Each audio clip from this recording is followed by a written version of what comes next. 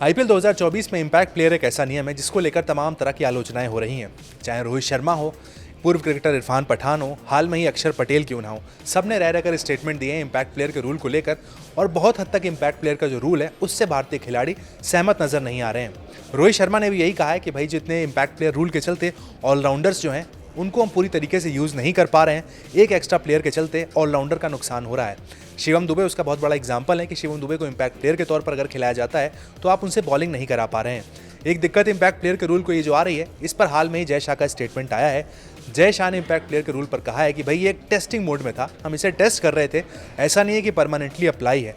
यानी भविष्य में अगर मीटिंग के बाद ये फैसला होता है कि इम्पैक्ट प्लेयर के रूल को हटाना है तो ये हटाया भी जा सकता है। जय शाह ने इम्पैक्ट प्लेयर रूल को लेकर कहा है, इम्पैक्ट प्लेयर नियम एक टेस्ट का मामला था, 2 नए भारतीयों को आईपीएल में मौका मिल रहा था। वहीं जब उनसे जोर देकर पूछा गया कि ये नियम ऑलराउंडर के पक्ष में नहीं है तो उन्होंने कहा है, हम इम्पैक्ट प्लेयर की निरंतरता पर निर्णय लेने के पहले इसके जितने भी बेनिफिशरीज हैं ब्रॉडकास्टर्स के साथ चर्चा करेंगे और फ्रेंचाइजियों से भी मिलकर बात करेंगे।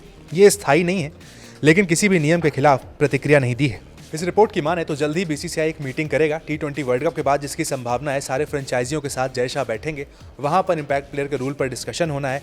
साथ ही ये भी डिस्कशन होना है कि अगले साल जो आईपीएल का रिटेंशन है उसको किस तरीके से ग्राफ किया जाना है। यानी इम्पैक्ट प्लेयर को लेकर जय शाह ने साफ कर दिया है कि ऐसा नहीं है कि आपको हमेशा ये देखने को मिलेगा।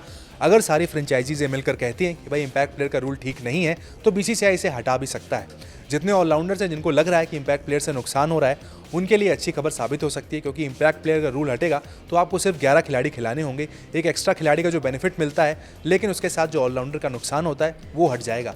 इम्पैक्ट प्लेयर रूल पर आपका क्या मानना है, आप भी कमेंट सेक्शन में बता सकते हैं।